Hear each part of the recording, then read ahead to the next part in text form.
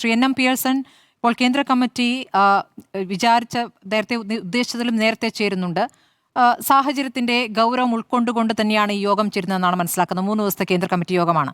അതിൽ വലിയ നേതൃമാറ്റം എന്ന വലിയ തീരുമാനങ്ങളിലേക്ക് പോകില്ലായിരിക്കാം. പക്ഷേ ചില കാര്യങ്ങൾ അവിടെ ചർച്ച ചെയ്യപ്പെടുന്നു എന്നതിന്റെ സൂചനകൾ തന്നെയല്ലേ നമ്മുടെ മുന്നിലുള്ളത്. നേതൃത്വത്തിന് പിഴവ് പറ്റി എന്ന വിലയിരുത്തൽ കേന്ദ്ര കമ്മിറ്റിക്കുണ്ട്, അല്ലെങ്കിൽ കേന്ദ്ര നേതൃത്വത്തിനുണ്ട് എന്നല്ലേ നമ്മൾ മനസ്സിലാക്കേണ്ടത്. ആ നേതൃത്വത്തിന്റെ പിഴവ്, താഴെത്തട്ടിൽ മുതൽ ചൂണ്ടിക്കാണിച്ച പിഴവ് ഇവിടത്തെ സംസ്ഥാന കമ്മിറ്റിയുടെ അവലോകന റിപ്പോർട്ടിൽ വന്നില്ല എന്നതും കേന്ദ്ര കമ്മിറ്റിയുടെ വിമർശനമായി വന്നതാണ്.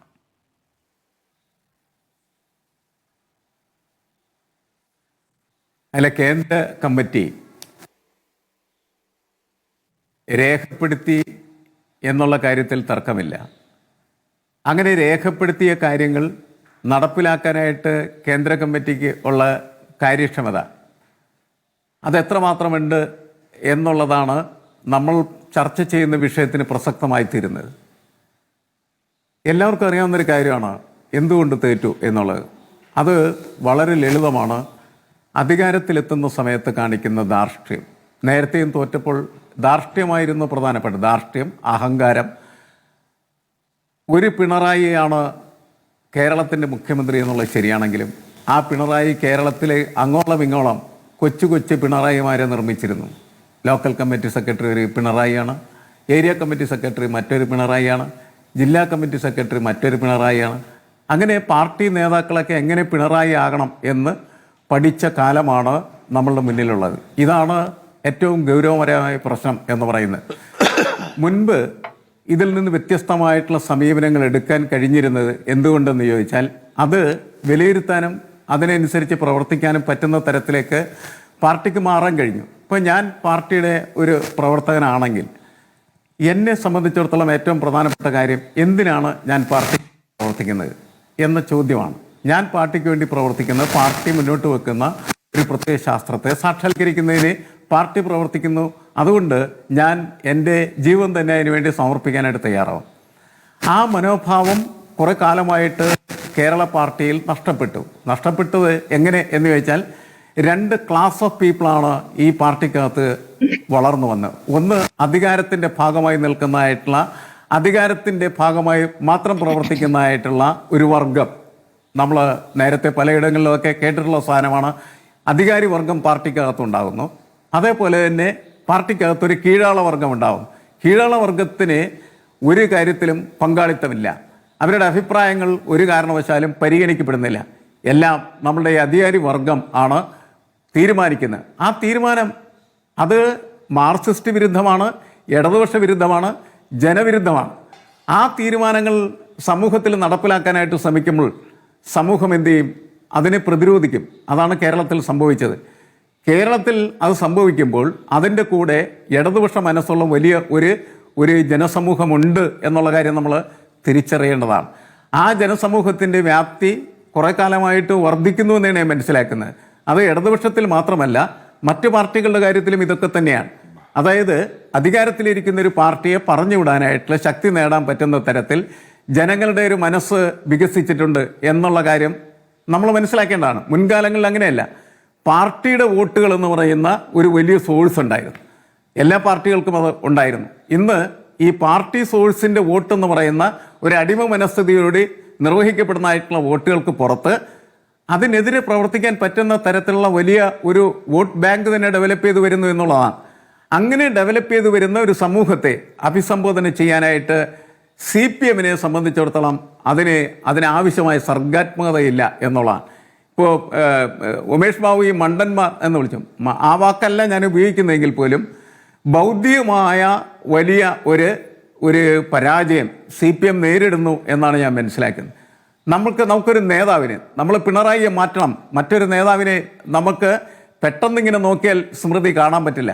കാണാൻ പറ്റുന്ന തരത്തിൽ ദൃശ്യപരതയുടെ ഒരു വ്യൂവിലേക്ക് അവർ വരുന്നില്ല.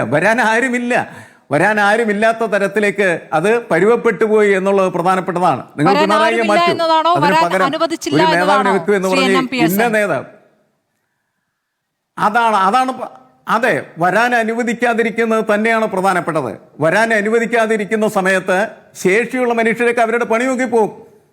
അടിമം പണി ചെയ്ത് അതിനൊപ്പം നിൽക്കാൻ പറ്റുന്ന ആളുകൾ ആ കൂട്ടത്തിൽ നിൽക്കുകയും അവർ ഇപ്പൊ കെ രാഗേഷിനെയൊക്കെ എങ്ങനെയാണ് നമ്മൾ ഈ കണ്ണൂർ എന്ന് പറയുന്ന പ്രദേശത്തിലെ പാർട്ടിയുടെ ജില്ലാ സെക്രട്ടറി ആയിട്ട് തിരഞ്ഞെടുക്കുക എന്ന് പറയുന്നത് എനിക്ക് തോന്നുന്നില്ല. അവിടുത്തെ സഹാക്കൾക്ക് അത് പൂർണ്ണമായിട്ട് ഉൾക്കൊള്ളാനായിട്ട് കഴിയും എന്ന് തോന്നുന്നില്ല. തങ്ങൾക്കൊപ്പം നിന്ന്, തങ്ങളുടെ ചോരക്കൊപ്പം നിന്ന്, തങ്ങളുടെ ആശയത്തിനൊപ്പം നിന്ന്, പ്രത്യയശാസ്ത്രത്തിനൊപ്പം നിന്ന് പോരാടാൻ കഴിയുന്ന ഒരു ധീരനായ മനുഷ്യനെയാണ് അവിടുത്തെ പാർട്ടി സഹാക്കൾ ആവശ്യപ്പെടുന്നത്. അത്തരത്തിലൊരു ആളെ പാർട്ടിക്ക് സംഭാവന ചെയ്യാൻ കഴിയുന്നില്ലെങ്കിൽ ആളുകൾ നിരാശരായി ആളുകൾ പണിക്ക് പോകില്ല. അതല്ലേ സംഭവിക്കുന്നത്. പയ്യന്നൂരത്തെ സംഭവം അതല്ലേ. ഒരു അഴിമതിക്കാരനായിട്ടുള്ള MLA വീണ്ടും മത്സരിപ്പിക്കരുതെന്ന് പറഞ്ഞ സമയത്ത് പാർട്ടി നേതൃത്വം മത്സരിപ്പിച്ചു. ജനങ്ങൾക്ക് പിന്നെ എന്താണ് ചെയ്യാനായിട്ട് കഴിയുന്നത്? എങ്കിൽ നീക്ക് നിന്റെ പണിയൊക്കെ പോടാ എന്ന് പറയാൻ പറ്റുന്ന തരത്തിലൊക്കെ മനസ്സ് അവർക്കുണ്ടാകുകയും അവർ ഉപേക്ഷിക്കുകയും ചെയ്യുന്നുള്ളതാണ്. ഈ ഉപേക്ഷിച്ച് പോക്കാണ് പാർട്ടിയെ ശിഥിലീകരിക്കുന്നത്. നേരത്തെ ബംഗാളിൽ ശിഥിലീകരിച്ചെന്ന് പറഞ്ഞല്ലോ. ആ ശിഥിലീകരണത്തിന്റെ അടിത്തറ എന്ന് പറയുന്നത് എന്തിന് ഇതിനു വേണ്ടി പ്രവർത്തിക്കണം എന്ന ചോദ്യം ഉയരും. അതിന് ഉത്തരം കൊടുക്കണം. പണ്ട് അതിന് ധാർമ്മികത ഉണ്ടായിരുന്നു.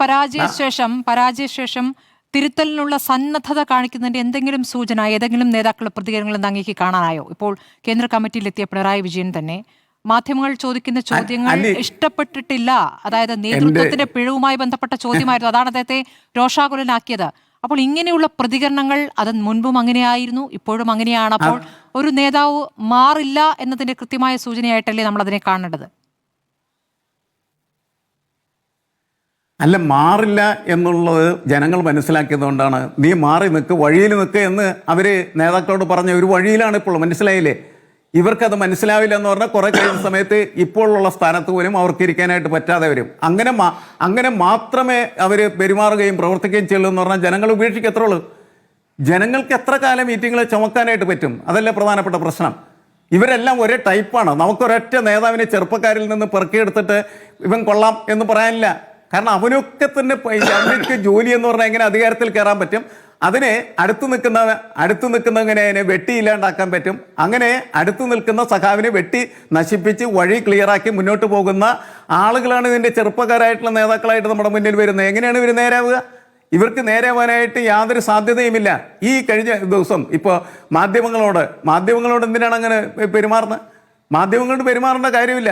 അത് വേണമെങ്കിൽ ചിരിച്ചുകൊണ്ടൊക്കെ പറയാം. പക്ഷെ മാറില്ല എന്ന് തീരുമാനിച്ചാൽ ഈ മർക്കട മുഷ്ടിയുടെയും അതേപോലെ മുരടൻ സ്വഭാവത്തിൻ്റെയും ആ മുരടൻ മുഖത്തിൻ്റെയും മാറ്റം എന്ന് പറയുന്നത് കേരളത്തിന് ആവശ്യമാണെന്ന് പാർട്ടിക്ക് തോന്നണ്ടേ? പാർട്ടി വേറൊരാളെ നേതാവായിട്ട് തിരഞ്ഞെടുക്കണ്ടേ? അങ്ങനെ മാറ്റം വരുന്നുണ്ട്. എന്ത് പ്രതീക്ഷയാണ് ഇദ്ദേഹത്തിൽ നിന്ന് ആളുകൾക്ക് പുതുതായിട്ടുണ്ടാക്കാൻ കഴിയും? ഇയാൾ മാറി ശരിയായി വന്നിട്ട് കാര്യങ്ങളൊക്കെ ശരിയാക്കാൻ പറ്റുമെന്നാണ് വിശ്വസിക്കുന്നത്. മാത്രമല്ല, ഞാൻ കാണുന്നത് ഇത് ഈ പാർട്ടിയെ മാത്രം ബാധിക്കുന്ന ഒരു പ്രശ്നമായിട്ട് വരും. കേരളത്തിലെ എല്ലാ രാഷ്ട്രീയ നേതാക്കളുടെയും സ്വഭാവം ഈ സൈസായി രൂപപ്പെട്ടുകൊണ്ടിരിക്കുകയാണ് ചെയ്യുന്നത്. പിണറായിക്ക് പകരം പിണറായി എന്ന് പറയുന്ന തരത്തിൽ മറ്റു പാർട്ടികളുടെ നേതാക്കളും അങ്ങനെ ആകാനായിട്ട് ആഗ്രഹിച്ചുകൊണ്ടിരിക്കുകയാണ് ചെയ്യുന്നത്. എങ്ങനെ അദ്ദേഹത്തെ പോലെ പ്രവർത്തിക്കാൻ പറ്റും? അതേതാണ്ട് വലിയ സംഭവമാണെന്നാണ് എല്ലാ ആളും വിചാരിച്ചുകൊണ്ടിരിക്കുന്നത്. ഞാൻ നേരത്തെ പറഞ്ഞാൽ ഓരോ കൊച്ചു പിണറായിയും എല്ലാ സ്ഥലത്തും ഈ പാർട്ടി നിർമ്മിച്ച പാർട്ടിയിൽ മാത്രമല്ല മറ്റു പാർട്ടികളിലും ഇതൊക്കെ തന്നെയാണ് ചെയ്തുകൊണ്ടിരിക്കുന്നത്. അത് വളരെ അപകടകരമായിട്ടുള്ള ഒരു സ്വാധീനമാണ്. വളരെ ഡേഞ്ചറസ് ആയിട്ടുള്ള ഇൻഫ്ലുവൻസ് ആണ്. ആ ഡേഞ്ചറസ് ഇൻഫ്ലുവൻസിനെ അടിച്ചു പൊളിക്കാനായിട്ടുള്ള മാർഗം എന്ന് പറയുന്നത് ജനങ്ങൾ ഇപ്പോൾ കാണിച്ചിരിക്കുന്നതായിട്ടുള്ള മാർഗമാണ്. തിരുത്തണമെങ്കിൽ തിരുത്താൻ പറ്റുന്ന രീതിയിൽ പ്രവർത്തിക്കണം. വീണ്ടും എന്തിവർ കാണിച്ചുകൊണ്ടിരിക്കുന്നത്? എവിടെയാണ് ഇവിടെ പ്രതിപക്ഷമുള്ളത്? എന്താ ഇവർ പരസ്പരം അങ്ങോട്ടും ഇങ്ങോട്ടും തല്ലുപിടിച്ചാൽ മാത്രമാണ്? CPI എവിടെ? CPIM തമ്മിൽ തർക്കമുണ്ടാക്കി കഴിഞ്ഞാൽ മാത്രമാണ് മുന്നേറ്റം ഉണ്ടാക്കാനായിട്ട് കഴിയുള്ളൂ. എൻറ്റിറ്റി നിശ്ചയിക്കുന്നത്, ഒരു പാർട്ടിയുടെ ഐഡന്റിറ്റി നിശ്ചയിക്കുന്നത് ഇങ്ങനെയുള്ള തർക്കങ്ങൾ മൂലമാണോ എന്നുള്ളതൊക്കെ പരിശോധിക്കപ്പെടേണ്ട കാര്യം തന്നെ.